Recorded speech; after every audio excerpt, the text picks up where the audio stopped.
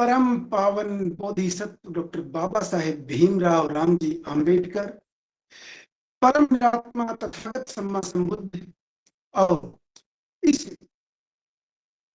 धम्म के हजारों हजार साल के कार्यों में पैदा हुए अनेक उन समस्त महानायकों और महानायिकाओं को दिल की गहराइयों से नमन करता हूं। मैं उन सभी महानायकों और महानायिकाओं को भी नमन करता हूं जिनके संघर्षों, जिनके आदर्शों, जिनकी प्रेरणाओं और जिनके मार्गदर्शन के कारण हम, अर्थात वे लोग जो कभी सामान्य मानवता ही नहीं बल्कि पशुता से भी नीचे गिरा दिए गए थे, ऐसे हम लोग आज फिर से सामान्य मानवता ही नहीं बल्कि अंतरराष्ट्रीय स्तर की मानवता के भागी बने। मैं बहुत बहुत आभारी हूं हमारे आदरणीय वंदनीय पूज्य भदंत करुणाशील राहुल का, कि भदंत ने इस कारवां को एक नई गति दी है और उसी के तहत एक उपक्रम यह दैनिक संगोष्ठी भी है। तो पूज्य भदंत का बहुत बहुत आभार, बहुत बहुत साधुकार कि आपने धम्म के कारवां को एक अपूर्व गति प्रदान की। मैं बहुत बहुत आभारी हूं हमारे सम्माननीय मेजर सिंह सर का कि आपने मुझे बोलने का मौका दिया। सर आपका बहुत बहुत आभार, बहुत बहुत साधुकार। मैं बहुत बहुत आभारी हूं पूरी बीआरसी टीम का और विशेष तौर पर धम्म संदेश जी का, जो निरंतर अति व्यस्त होते हुए भी निरंतर संपर्क में बने रहते हैं। सर आपका बहुत बहुत आभार, बहुत बहुत आभार। मैं बहुत बहुत आभारी हूं आप सभी मिशनरी धम्म साथियों का, जो अपने जीवन के अति व्यस्त समय में से भी हर रोज इतना समय निकालते हैं और निरंतर इस कारवां में अपनी अहम भूमिका का निर्वहन कर रहे हैं। आप सबका भी बहुत बहुत आभार, बहुत बहुत साधुकार, बहुत बहुत साधुकार। तो अब आते हैं मुख्य विषय की ओर।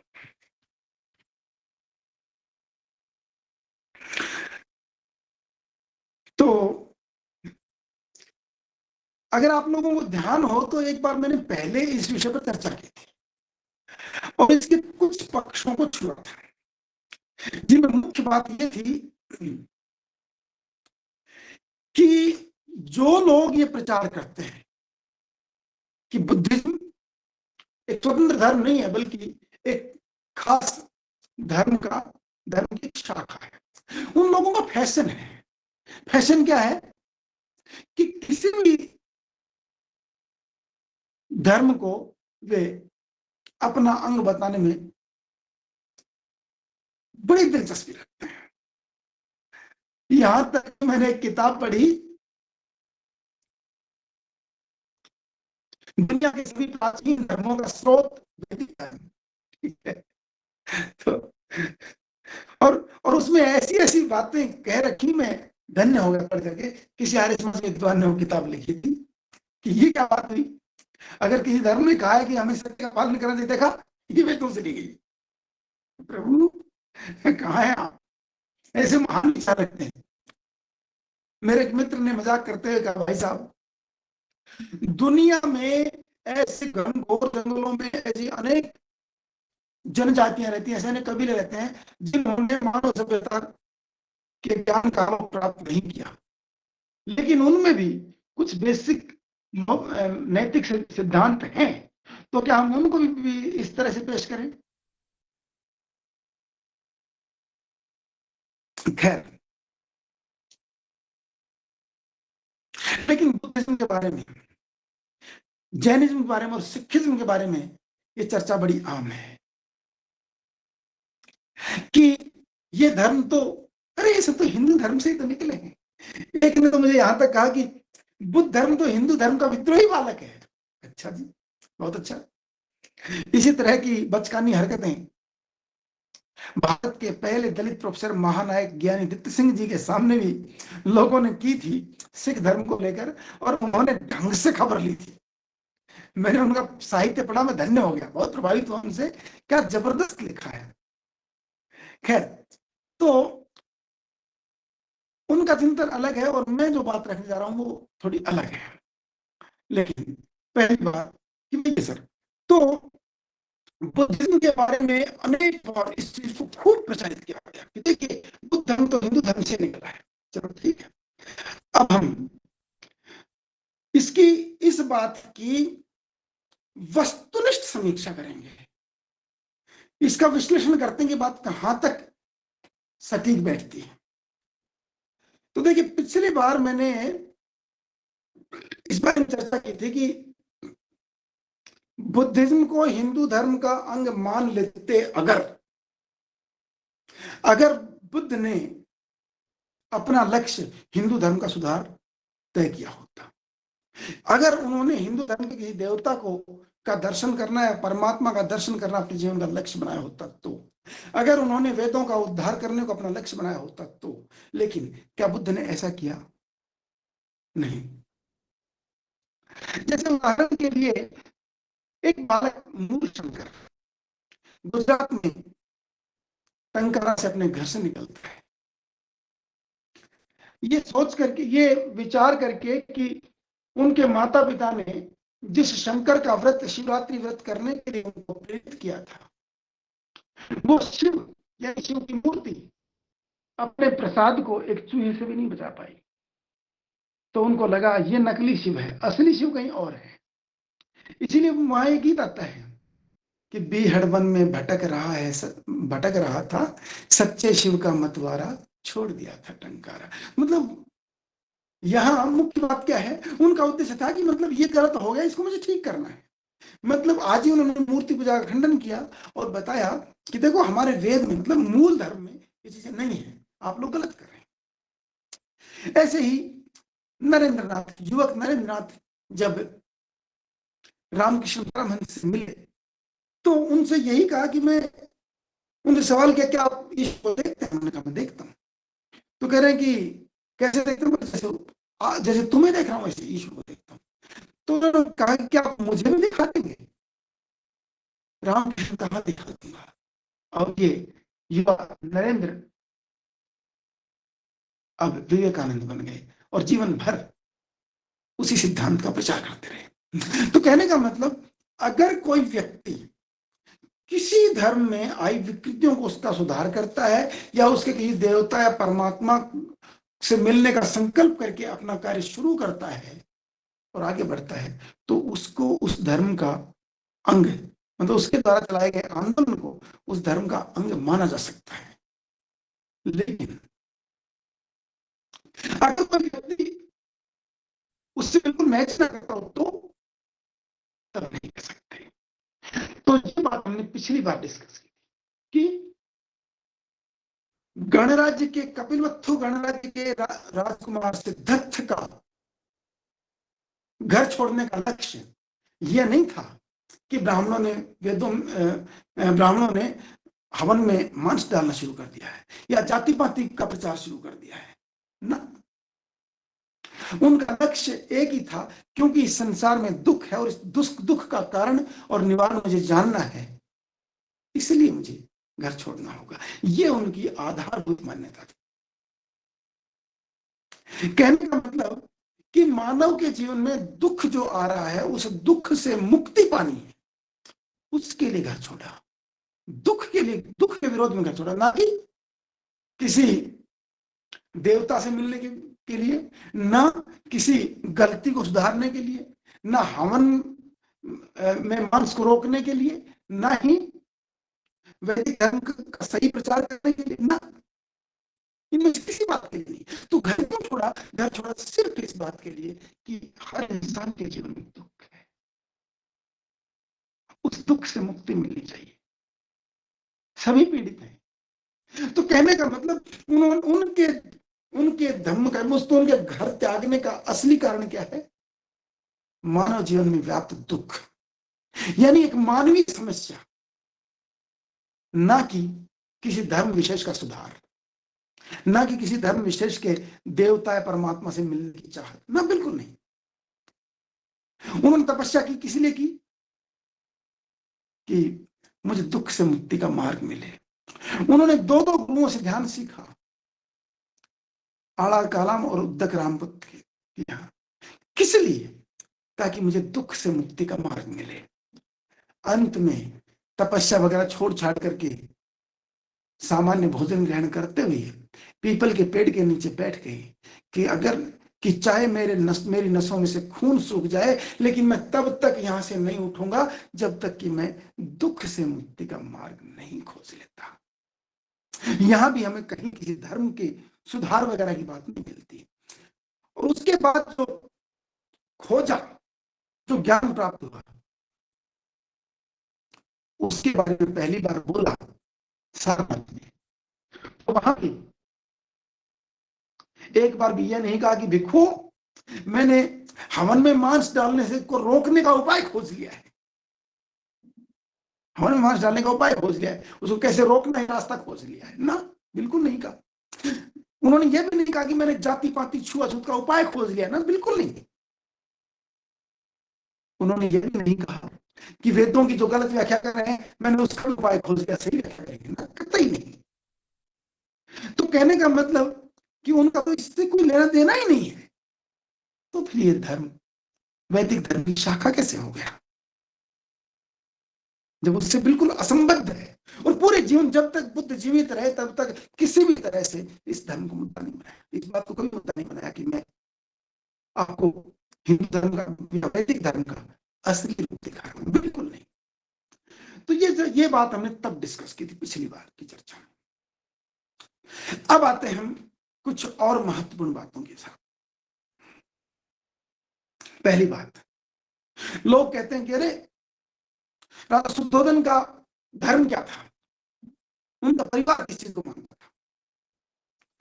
तो ऐसे लोग ये मान के चलते हैं वैदिक धर्म को मानते थे, लेकिन मुझे अफसोस है कि उनको निराश करना मेरी मजबूरी है कि जो सूचना हमें अंबर के सूत्र में मिलती है उसके अनुसार परम निरात्मा तथागत सम्मा संबुद्ध का परिवार ब्राह्मणों का सम्मान नहीं करता था। और इस बात की शिकायत स्वयं एक ब्राह्मण युवक ने की है बुद्ध के साथ सामने कि शाक्य लोग बहुत घटिया लोग हैं, बहुत नालायक लोग हैं। बुद्ध ने पूछा तुम्हें क्या दिक्कत है, तुम क्यों ऐसा बोल रहे हो? तो उसने कहा कि मैं गया था उनके संथागार में, लेकिन कोई भी मेरे सम्मान में खड़ा नहीं हुआ और आपस में हंसते रहे, बातें करते रहे। कहने का मतलब कि ये एक ऐसा कबीला था, एक ऐसी जनजाति थी जिसको ब्राह्मण के सम्मान कोई लेना देना नहीं था। तो ये कैसे हो सकता है कि जो वैदिक धर्म को मानता हो ब्राह्मण का सम्मान ना करे? ये कैसे है? ये तो होने की बात ही नहीं है। लेकिन अंबर सूत्र में ये बात कही गई है और ये समस्या एक ब्राह्मण ने बुद्ध के सामने रखी है। सबसे बड़ी बात कि बुद्ध ने एक बार भी ये नहीं कहा कोई बात में गलती कर दी ना, बुद्ध ने ये बात नहीं कही, बल्कि ठीक उल्टे ये बात कही कि अम्बट, एक चिड़िया का बच्चा भी अपने घोंसले में खुशी से चहकता है, तो कपिलवस्तु तो शाक्यों की अपनी राजधानी है। जो भी साथी इस चीज पर विप्रतिपत्ति व्यक्त करता हो, असहमति रखता हो, वो मेरी बात ना माने, अम्बट्ठ सूक्त को स्वयं पढ़ जाए। उसमें शुरू में ही अम्बट्ठ की आपत्ति यही है कि शाक्य लोग ब्राह्मणों की कतई इज्जत नहीं करते। इसका मतलब ये आधारभूत सवाल है कि जो खानदान, जो जनजाति, जो कबीला ब्राह्मणों की इज्जत नहीं करता वो वैदिक कैसे है? क्योंकि वैदिक धर्म में सबसे पूज्य कौन है? ब्राह्मण। और उसकी यहां कोई इज्जत नहीं तो वो वैदिक कैसे रहा? बड़ा अहम सवाल है। दूसरी बात है, इसी अम्बट्ठ सूत्र में एक प्राचीन संत का उल्लेख है जिसका नाम है असित देवल महेशी। और असित देवल महेशी के बारे में बुद्ध बताते हैं, ये इंटरेस्टिंग बात है कि भारत के इतिहास में जात पात के खिलाफ, मतलब ब्राह्मण जब जात पात का प्रचार कर रहे थे तो उस जात पात के विचार के खिलाफ अगर अब तक हमें कोई मालूम पहला महापुरुष मिलता है जिस आदमी ने जात पात के खिलाफ पहली बार लोहा लिया और जिसका उल्लेख स्वयं परम निरात्मा तथागत सम्मा संबुद्ध ने बड़े सम्मान के साथ किया, तो वो महापुरुष थे असित देवल महेशी। ये असित देवल महेशी 7 ब्राह्मण तपस्वियों से सवाल करते हैं जाति के ऊपर, और सवाल इतने कठोर हैं कि आज हमें सोचना पड़े कि हम इस तरह के सवाल कर सकते हैं क्या।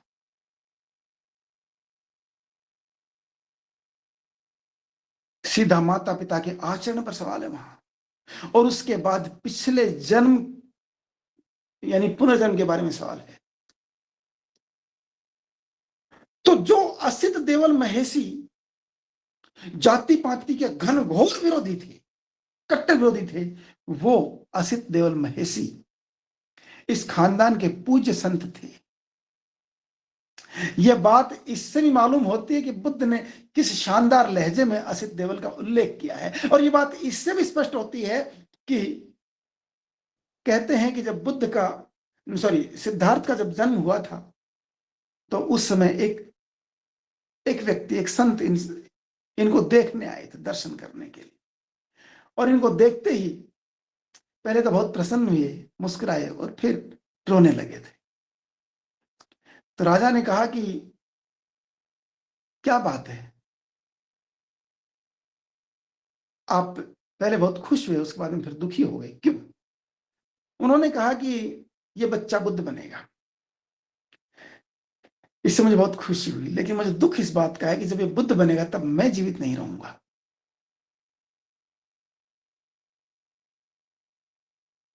तो कहने का मतलब कि चूंकि उस खानदान में इस संत का सम्मान था इसीलिए तो वो आए, नहीं तो क्यों आते हैं। और फिर ये कहा कि मेरा भांजा नालक है, मैं उसको कह के मरूंगा कि जब ये बालक बुद्ध बन जाए तो तू इसका शिष्य बनना। तो कहने का मतलब ये वर्णन कितना सच्चा कितना झूठा है ये अलग चर्चा का विषय है, लेकिन ये जो वर्णन है ये हमें ये जरूर बताता है कि अगर ये सच है तो निश्चित रूप से बुद्ध के यानी राजकुमार सिद्धार्थ के पुरखे वैदिक धर्म को नहीं मानते थे, क्योंकि वैदिक धर्म में जात पात से के बिना आप आगे बढ़ नहीं सकते, और इनके यहाँ ऐसे लोगों का सम्मान है जो जात पात को नहीं मानते हैं, उसका विरोध करते हैं और ब्राह्मण का सम्मान नहीं करते। ये ध्यान देने की बात है। कुछ लोग कहते हैं कि अरे उनका गोत्र तो आदित्य था, गोत्तेन आदित्यो गोत्तेन, तो इससे तो साबित होता है कि वे सूर्यवंशी थे। देखिए ऐसा है, यह बात उन लोगों को बताएं जो कुछ जानते नहीं है तो कुछ काम करेगी। लेकिन पहली बात तो यह है कि उस प्राचीन जमाने की सभी सभ्यताओं को देख लीजिए। जो भी विद्वान प्राचीन युगों की उस जमाने की सभ्यताओं को जानता है उसे पुरानी सभ्यताओं को जानता है, तो उसको पता है एक बात का, क्या? उस प्राचीन युग के सभी लोग सूरज को सर्वश्रेष्ठ मानते थे और हर इलाके के रुतबेदार लोग अपने आप को सूरज से जोड़ते थे। अमेरिका की अति प्राचीन माया सभ्यता सूरज के उपासक थी। अगर आप माया सभ्यता को और अच्छी तरह से समझना चाहें तो एपोक्लिप्टो मूवी देख सकते हैं, बड़े अच्छे ढंग से बनाई गई। माया सभ्यता के लोग उस सूरज के लिए, मतलब उन्होंने कितना बढ़िया कैलेंडर तैयार किया और ग्रहों को देखा, कितनी अच्छी सूचना एकत्रित की, और वे माया सभ्यता के लोग सूरज के लिए मनुष्य बलि तक देते थे।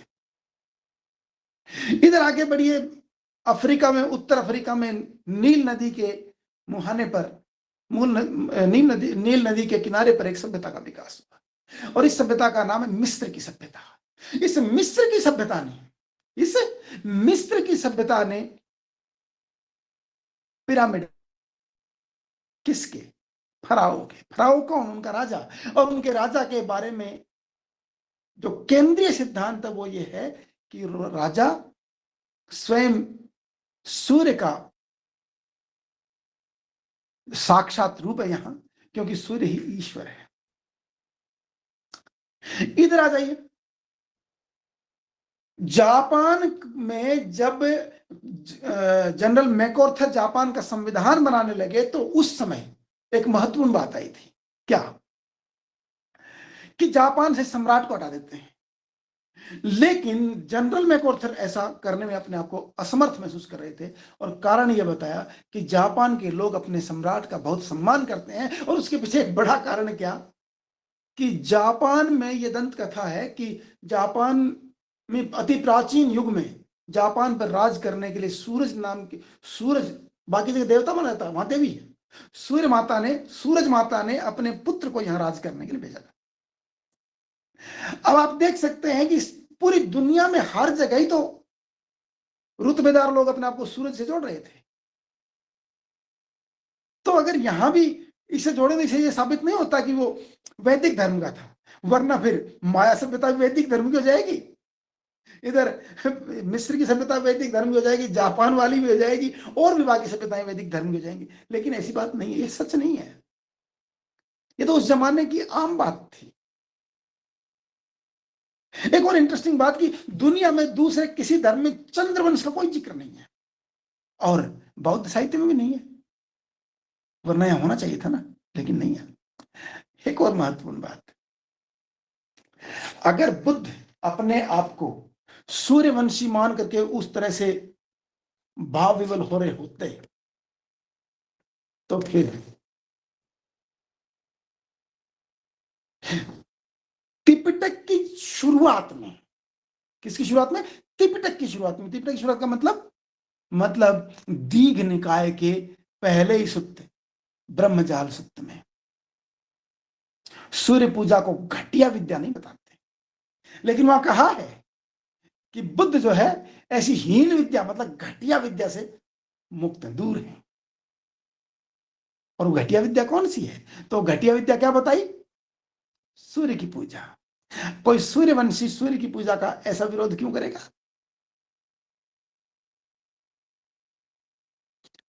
तो कहने का मतलब कि यह सामान्यतया एक उस जमाने का एक अति सामान्य फैशन था।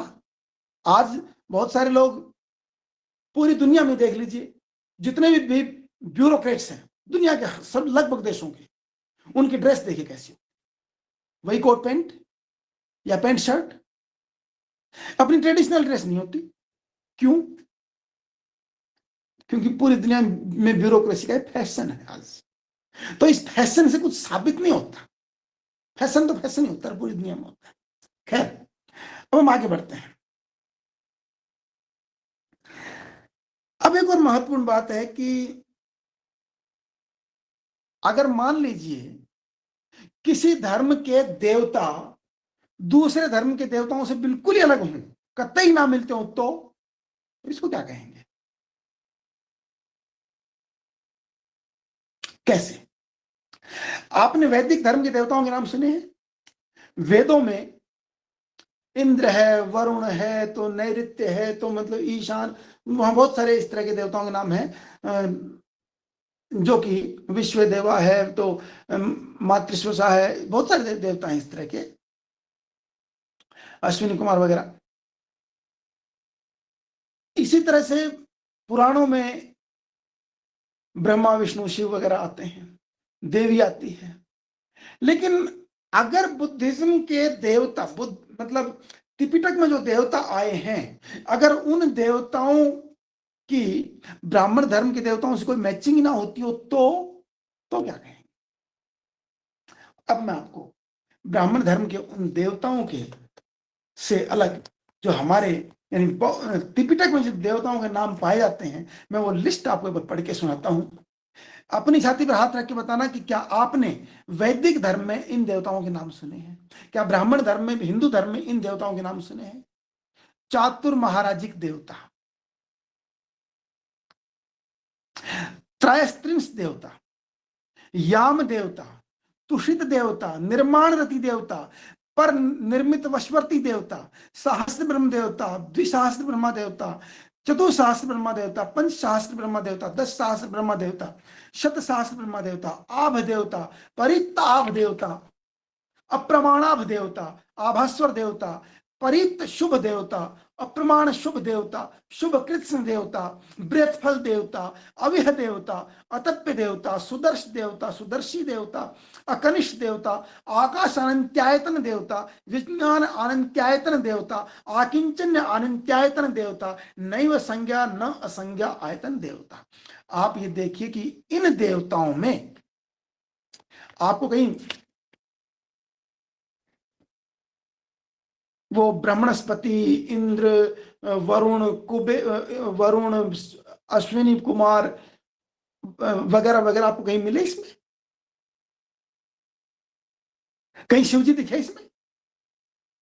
कहीं विष्णु जी दिखे इसमें? मतलब यह है कि आप जिन भी देवताओं के, इधर खाटू श्याम है, ये राजस्थान में और हरियाणा, राजस्थान और कई इलाकों के लोग बड़ी पूजा करते हैं, दिल्ली वगैरह के, लेकिन वो तो नहीं है यहां, कृष्ण नहीं है यहां। इसी तरह से आप वैदिक देवताओं को बिल्कुल नहीं पाएंगे। मेरा सवाल है कि जब देवता ही अलग हो गए तो धर्म शाखा कैसे हुआ? जिस धर्म के देवता इतने ज्यादा अलग हैं, इतने ज्यादा अलग है, उनका कुछ मिलता ही नहीं है, कुछ नहीं मिलता, तो फिर वो धर्म हिंदू धर्म का अंग या हिंदू धर्म का की शाखा कैसे हो सकता है? आप इस बात को समझिए। यहूदी धर्म के, सॉरी, हजरत नूह है, नोआ है, इस्लाम में नूह है, यहूदी में अब्राहम है, यहां इब्राहिम है, इस्लाम में यहूदी में जैकब है, यहां याकूब है, यहूदी में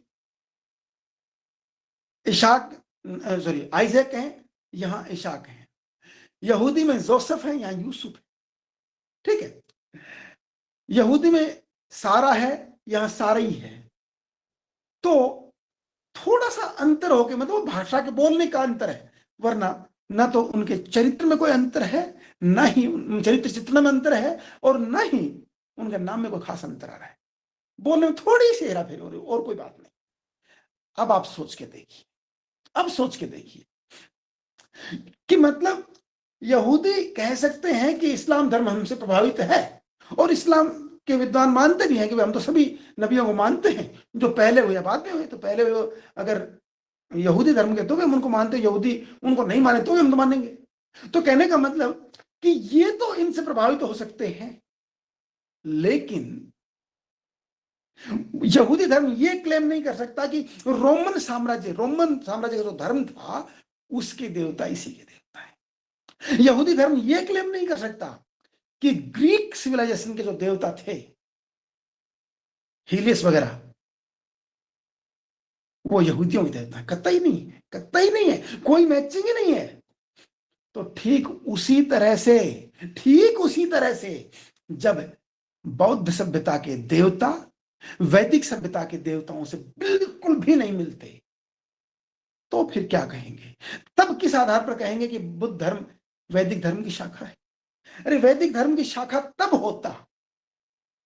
होता जब वैदिक धर्म के सारे देवता यहां इधर आ जाते हैं। कुछ लोग सवाल कर सकते हैं क्या कि वहां दो देवता ऐसे हैं जो ब्राह्मण धर्म के भी हैं और बुद्धिज्म में जाते हैं? कौन से? ब्रह्मा और इंद्र। तो इनकी बात कर लेते हैं। जहां तक ब्रह्मा की बात है, ब्रह्मा वैदिक देवता नहीं है, वेदों में कहीं कोई स्थान प्राप्त नहीं ब्रह्मा को। वेद में इंद्र केंद्रीय देवता है, सबसे ताकतवर देवता है। वेद में इंद्र है, ब्रह्मस्पति है, वाचस्पति है, पुरुष है, और बहुत सारे देवता हैं, लेकिन वहां ब्रह्मा नहीं है। अब कुछ लोगों को गलतफहमी हो सकती है कि देखो वेद में तो ये कहा गया है कि उसके मुंह से ब्राह्मण पैदा हुआ, तो बाहों से क्षत्रिय पैदा हुआ, जंघाओं से वैश्य पैदा हुआ, पैरों से शूद्र पैदा हुआ, तो फिर वो कौन था? देखिए, ये वर्णन जिस पोर्शन में आता है उसको पुरुष सूक्त कहते हैं। उसका देवता पुरुष है, ब्रह्मा नहीं है। ये ब्रह्मा बताया है उसको मनुस्मृति ने। ये घालमेल मनुस्मृति ने क्या है, वेद में ऐसा नहीं है।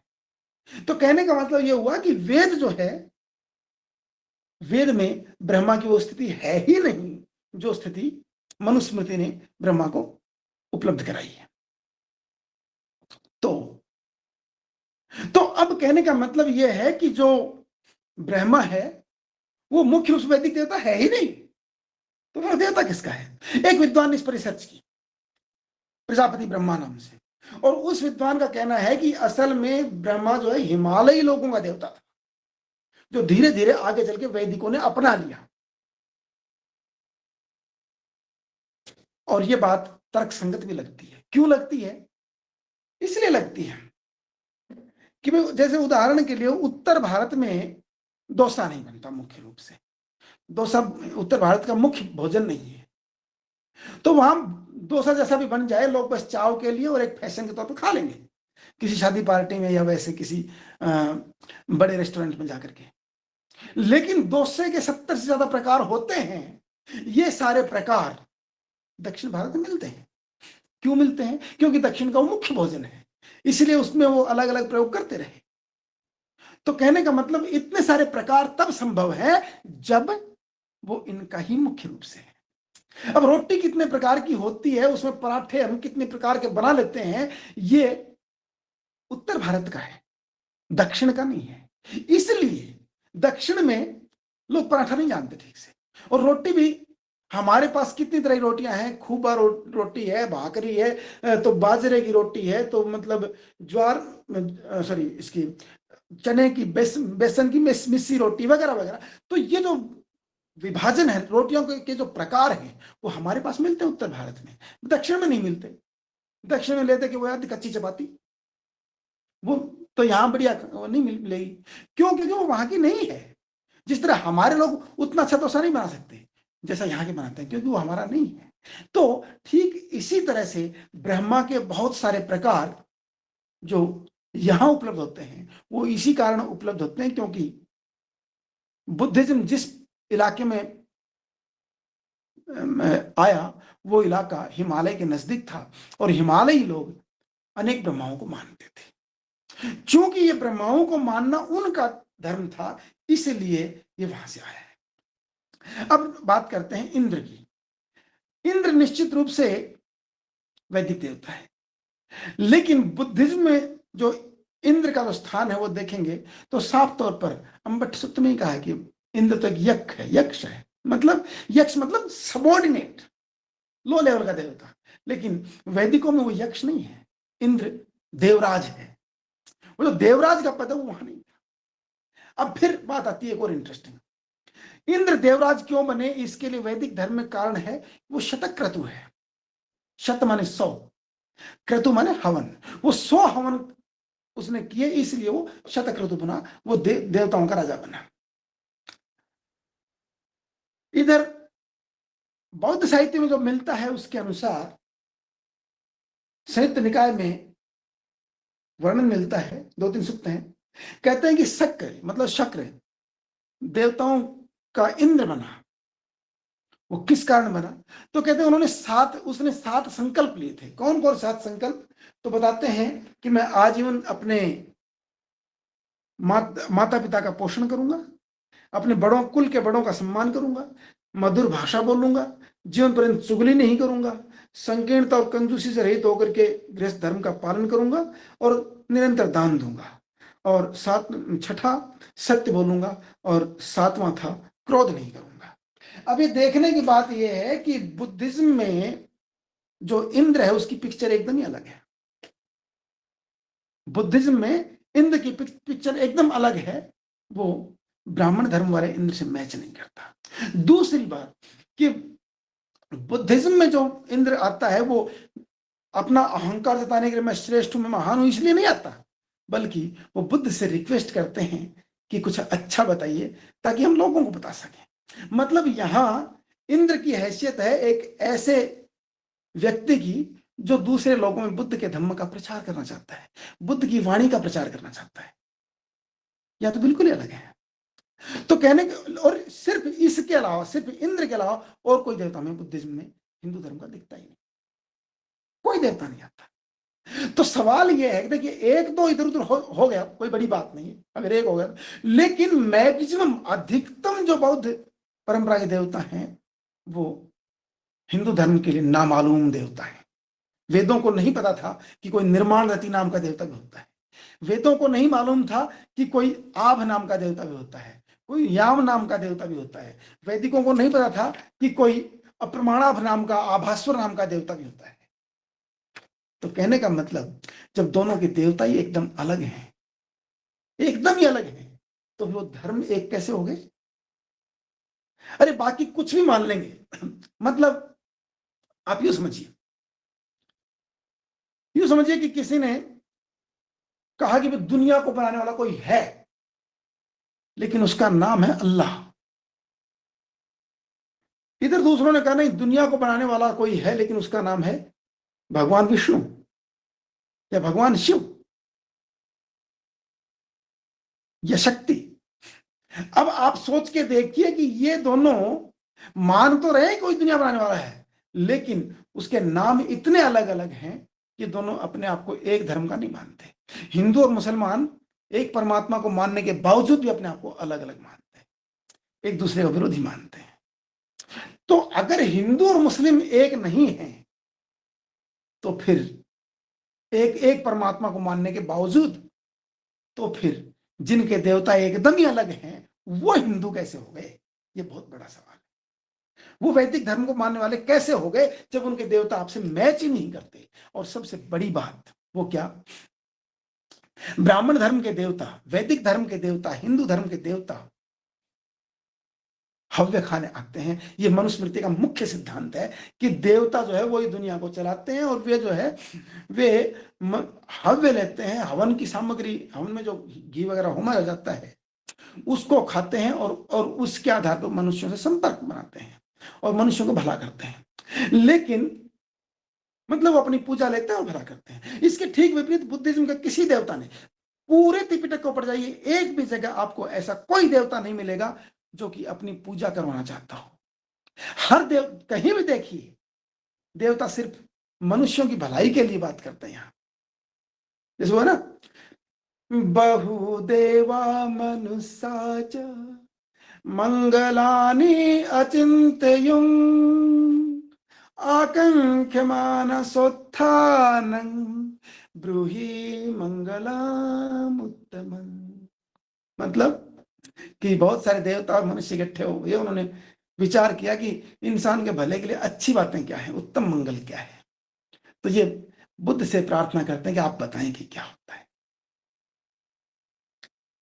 तो आप जानते हैं कि आपने खूब पाठ किया होगा इस सुत्त का, कि बुद्ध उसमें फिर जवाब देते हैं, असेवना च बालानं पंडितानं च सेवना पूजा च पूजनीयानं एतं मंगलामुत्तम। बुद्ध बताते चलते हैं ये मंगल है, ये मंगल, ये उत्तम मंगल है, उत्तम मंगल। मतलब बुद्ध देवताओं का मार्गदर्शन कर रहे हैं, और देवता एक बार भी ये नहीं कहते कि बुद्ध किसी तरह अपने चेलों से कहो ना हमारी पूजा कर ले, बिल्कुल भी नहीं। तो कहने का मतलब ये है कि बुद्धिज्म में न केवल देवता हिंदू धर्म वालों से मैच नहीं करते, बल्कि वो हिंदू धर्म के देवताओं की तरह से कोई बलि, कोई पूजा कतई नहीं चाहते। और सबसे इंटरेस्टिंग बात कि बुद्ध ने कहा है, अक्षण सूक्त में कहा है, अंगुत्तर निकाय में, कि मनुष्य धम्म के संपर्क में आए उसमें 8 अक्षण होते हैं, और वो एक अक्षण है देवलोक। कि अगर आप देवलोक में, तो आप बुद्ध का धम्म नहीं सुन सकते, भले ही बुद्ध स्वयं उपदेश कर रहे हैं। तो कहने का मतलब कि बुद्धिज्म में देवलोक को धम्म की साधना में बाधा माना गया है, गलत चीज माना गया, इसको अच्छा नहीं माना गया। तो इन चीजों को ध्यान में रखते हुए अब हम इस नतीजे की तरफ आते हैं कि बुद्धिज्म किसी भी तरह से वैदिक धर्म या ब्राह्मण धर्म या हिंदू धर्म का अंग नहीं हो सकता। ये तब तक नहीं हो सकता जब तक कि ये देवता वैदिक धर्म के देवताओं से मैच नहीं कर रहे। कोई कितनी ही कोशिश करे, ये नहीं कर सकते, क्योंकि वहां वो है ही नहीं। आप कितनी जबरदस्ती करोगे, वो वहां वो है ही नहीं, तो कैसे लाएंगे? जब दो धर्मों के देवता ही अलग अलग हो गए, तो वो धर्म एक नहीं हो सकते, कदापि नहीं हो सकते, कदापि नहीं हो सकते। तो वक्त हो गया है सर, वक्त हो गया ना? तो जी सर, आप 1-2 मिनट, 2-4 मिनट ले सकते हैं सर। ठीक है सर, ठीक है, ठीक है सर। तो समय हो गया है, इसलिए आज इस चर्चा को यहीं विराम देते हैं, बाकी चर्चा कल करते हैं, क्योंकि विषय काफी लंबा है, क्योंकि बहुत सारी गुत्थियां हैं जो इसमें सुलझानी है, वक्त लगेगा। तो इसलिए इसका समझ लीजिए कि दूसरा भाग हम आज यहाँ समाप्त करते हैं। आप लोगों ने इस पूरी चर्चा को बड़े मनोयोग से सुना, इसके लिए मैं दिल की गहराइयों से आपका आभारी हूँ। अगर इस पूरी चर्चा के दौरान मेरे मुंह से कोई गलत, बेहुदी, नॉनसेंस, बकवास बात निकल गई हो, तो मुझे माफ मत फरमाइएगा, आप बताइएगा, सुधार करेंगे, आगे बढ़ेंगे, क्योंकि मैं भी आप जैसा ही हूँ, मुझसे भी गलतियां हो सकती हैं, मैं भी कतई विशेष नहीं हूँ। सुधार करके आगे बढ़ना, यही इंसान की सबसे अच्छी चीज होती है। तो आप सब लोगों ने इस पूरी चर्चा को बड़े गौर से सुना, और तो इसके लिए मैं आप सबका हृदय से आभारी हूँ। और आप सबके हृदय में, आप सबके दिल में परम पावन बोधिसत्व बाबा साहब और बुद्ध के मिशन के प्रति जो सम्मान का भाव है, उसी सम्मान के भाव को नमन करते हुए मैं अपनी वाणी को यही विराम देता हूँ। सादर जय भीम, नमो बुद्धस्स। सादर जय भीम, नमो बुद्धस्स। सादर जय भीम, नमो बुद्धस्स।